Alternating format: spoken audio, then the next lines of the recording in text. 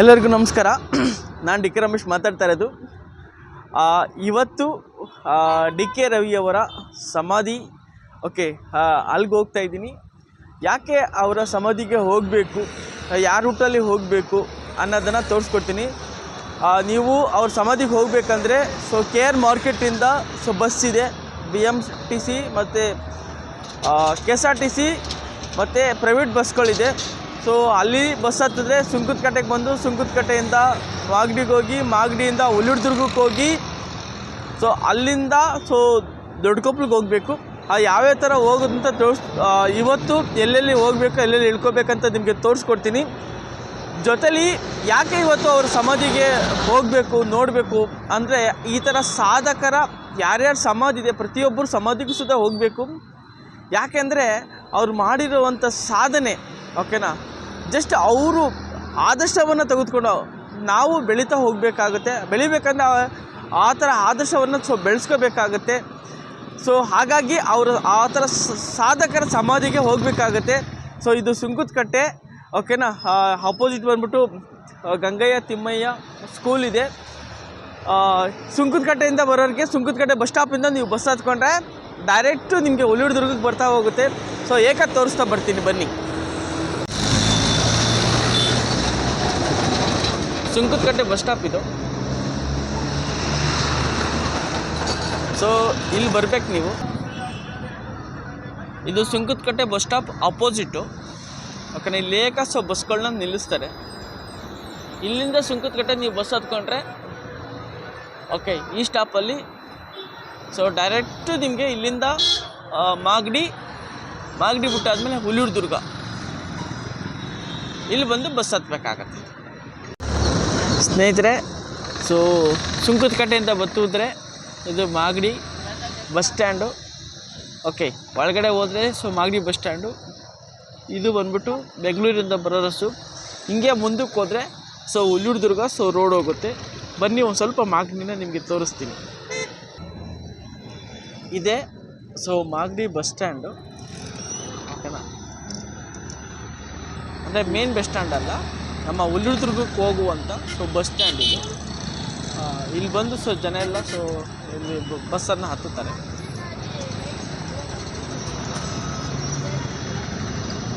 ಮುಂಚೆ ಟ್ರೇಟ್ ಇತ್ತು, ಟ್ರೇಟನ್ನು ಈಗ ಒಡೆದಾಗ್ತಾ ಇದ್ದಾರೆ.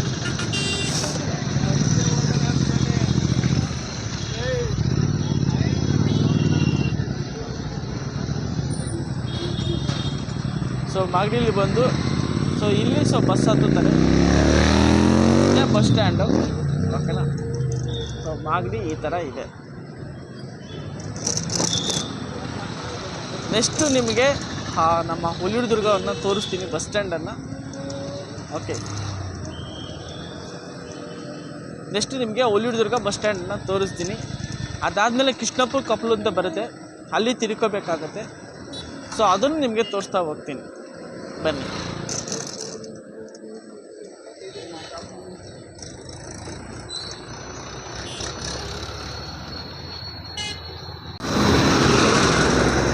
ಸ್ನೇಹಿತರೆ ನೋಡಿ, ಇಲ್ಲಿ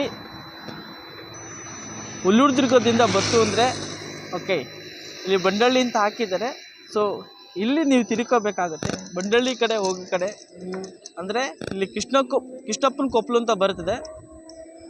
ಇಲ್ಲಿ ನೀವು ತಿರ್ಕೊಂಡು ರೈಟ್ಗೆ ಬಂದಾಗ ಮಾತ್ರ ನೀವು ದೊಡ್ಡಕೊಪ್ಪಲಿಗೆ ಬರೋದಕ್ಕೆ ಸಾಧ್ಯ ಆಗುತ್ತೆ. ಡಿ ಕೆ ರವಿ ಅವ್ರ ಸಮಾಧಿಗೆ ಇಲ್ಲಿ ತಿರ್ಕೋಬೇಕಾಗತ್ತೆ. ಇಲ್ಲಿ ತಿರ್ಕೋಬೇಕಾದ್ರೆ ಇದು ಕೇರ್ಫುಲ್ಲಾಗಿ ತಿರ್ಕೋಬೇಕಾಗತ್ತೆ. ಯಾಕಂದರೆ ಭಾಳಷ್ಟು ಆಕ್ಸಿಡೆಂಟ್ಗಳಾಗಿದೆ. ಹಾಗಾಗಿ ಇಲ್ಲಿ ಜೋಪಾನಾಗಿ ತಿರ್ಕೊಬೇಕಾಗತ್ತೆ. ಹಿಂದೆ ಮುಂದೆಗಡೆ ನೋಡಿ.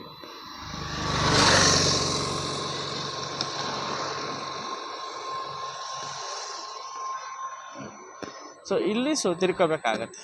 ಇಲ್ಲೆಲ್ಲ ಹಾಕಿದ್ದಾರೆ. ಈ ರೋಡಿಗೆ ಬಂದರೆ ಇದು ದೊಡ್ಡಕೊಪ್ಪಲಿಗೆ ಹೋಗುತ್ತೆ. ದೊಡ್ಡಕೊಪ್ಪಲು ಬಂಡಳ್ಳಿ ಈ ರೂಟು ಇದು ಹೋಗುತ್ತೆ. ಥ್ಯಾಂಕ್ ಯು ಸ್ನೇಹಿತರೆ. ಇದೆ ಡಿ ಕೆ ರವಿಯವರ ಊರು ಮತ್ತು ಅವ್ರ ಮನೆ. ಇದು ಎಂಟ್ರೆನ್ಸಲ್ಲೇ ಬಂದಿದ್ದ ತಕ್ಷಣ ಸಿಗುತ್ತೆ. ನ್ಯಾಯಬೆಲೆ ಅಂಗಡಿ ಅವ್ರಿಗಾಗಿದೆ. ಅಲ್ಲಿಂದ ಬಂತಂದರೆ ಬಸವಣ್ಣನ ದೇವಸ್ಥಾನ ಎಂಟ್ರಿ, ದೊಡ್ಡಕೊಪ್ಪಲು ಊರೊಳಕ್ಕೆ ಹೋಗುವಂಥ ಎಂಟ್ರಿ ಇದು ಗ್ರಾಮಕ್ಕೆ. ಹಳ್ಳಿ ಮರ,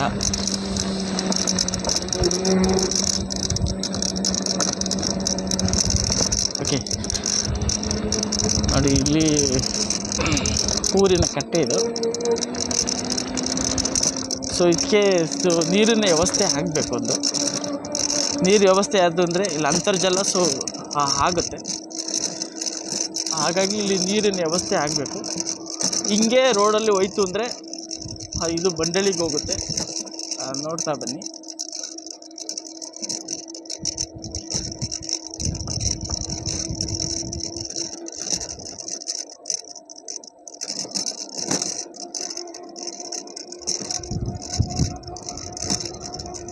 ಒಂದು 5ರಿಂದ 10 ನಿಮಿಷ ಆಗುತ್ತೆ ದೊಡ್ಡಕೊಪ್ಪಲು ಅಂದರೆ ಊರಿನ ಸ್ವಲ್ಪ ಆಚೆ ಕಡೆಗೆ.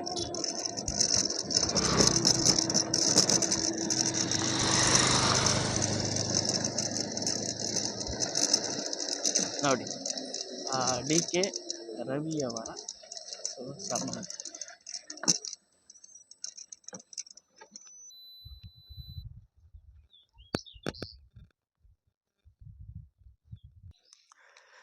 ನೋಡಿ DK ರವಿಯವರ ಸಮಾಧಿ ಇದು. ಒಳಗಡೆ ಎಲ್ಲ ಅಮ್ಮ ಇದ್ದಾರೆ. ಅಮ್ಮನ ಸಿಕ್ಕಿದ್ದಾರೆ ಇವತ್ತು. ಲಾಸ್ಟಲ್ಲಿ ಮಾತಾಡ್ಸ್ತೀನಿ ಅಮ್ಮನ. ನೋಡಿ ಯಾವ ಥರ ಬಂದಿದೆ ಅಂತ ನೋಡಿ.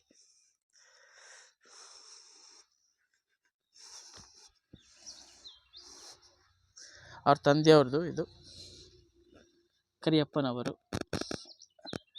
ನೋಡಿ.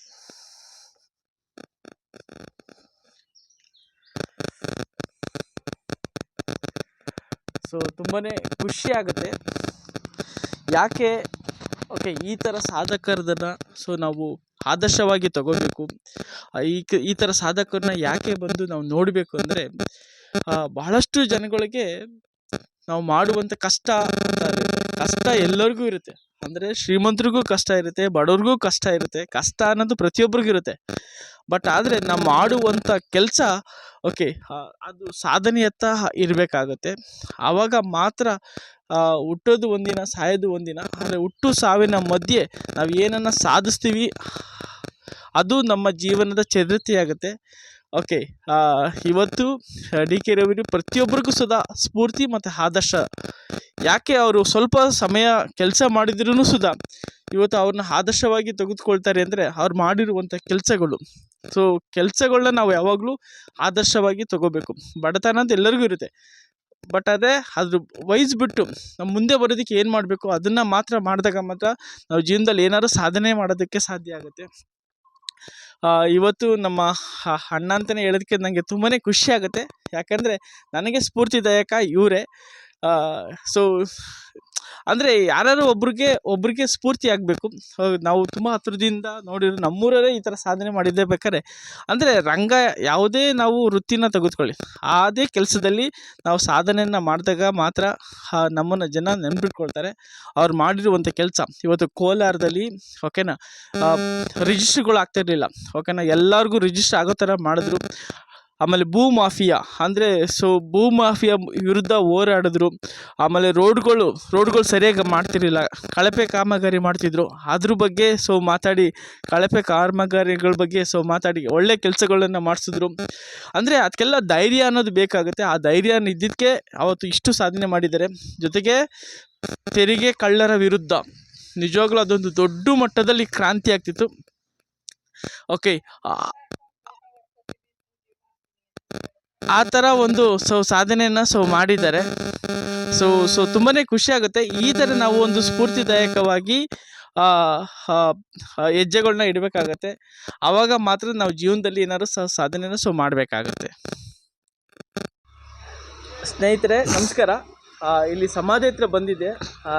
ಅವರು DK ರವಿಯವರು ಅಮ್ಮವರು ಬಂದಿದ್ದಾರೆ. ಅವರ ಮಾತಾಡ್ಸೋಣ, ಅವ್ರ ಮಗ ಯಾವ ಥರ ಓದಿಸಿದ್ರು, ಯಾವ ಥರ ಅಚೀವ್ಮೆಂಟನ್ನು ಮಾಡಿದ್ರು, ಯಾವ ಥರ ಸಾಧನೆಯನ್ನು ಮಾಡಿದ್ದಾರೆ ಅಂತ.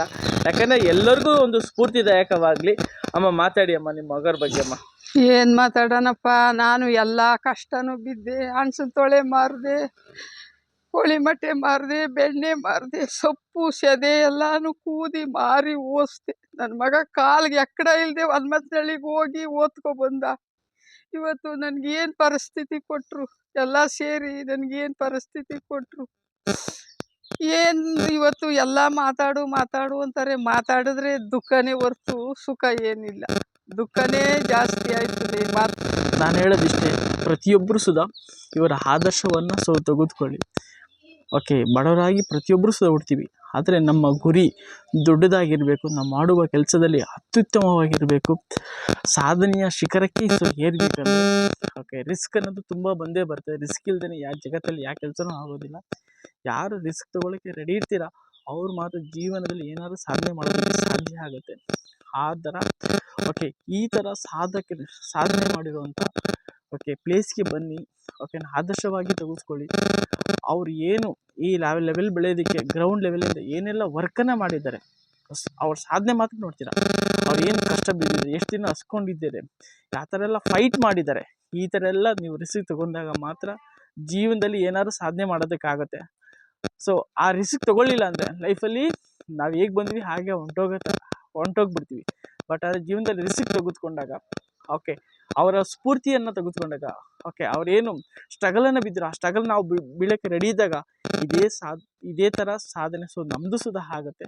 ಹಾಗಾಗಿ ಯಾರೇ ಸಾಧಕರಿರಲಿ, ಕುವೆಂಪು, ದ.ರಾ ಬೇಂದ್ರೆ, ಸುಭಾಷ್ ಚಂದ್ರ ಬೋಸ್, ಈ ಥರ ದೊಡ್ಡ ದೊಡ್ಡ ಸಾಧಕರನ್ನು ನೀವು ಆದರ್ಶವಾಗಿ ತೆಗೆದುಕೊಂಡು ಅವ್ರು ಏನು ಎಫೋರ್ಟ್ ಹಾಕಿದ್ದಾರೆ, ನಿಮ್ಮ ಕೆಲಸದಲ್ಲಿ ಅದೇ ಎಫೋರ್ಟನ್ನು ಹಾಕಿದ್ರೆ ಆ ರಿಸಲ್ಟ್ ನಿಮಗೆ ಸಿಗ್ತಾ ಹೋಗುತ್ತೆ.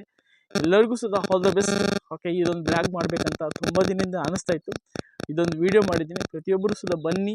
ಓಕೆನಾ, ಈ ಥರ ಸಾಧಕರನ್ನು ನೋಡಿ ಅವ್ರು ಏನು ಸಾಧನೆ ಮಾಡಿದ್ದಾರೆ, ಆ ಸಾಧನೆ ಮಾಡೋದಕ್ಕೆ ಏನೆಲ್ಲ ಎಫೋರ್ಟ್ ಹಾಕಿದ್ದಾರೆ, ಆ ಎಫೋರ್ಟ್ ಹಾಕಿದ್ರೆ ನಿಮಗೂ ಸಿಗುತ್ತೆ ಅಂತ ಹೇಳ್ತಾ ನನ್ನ ಮಾತನ್ನು ಮುಗಿಸ್ತಾ ಇದ್ದೀನಿ. ಜೈ ಹಿಂದ್, ಜೈ ಕರ್ನಾಟಕ ಮಾತೆ.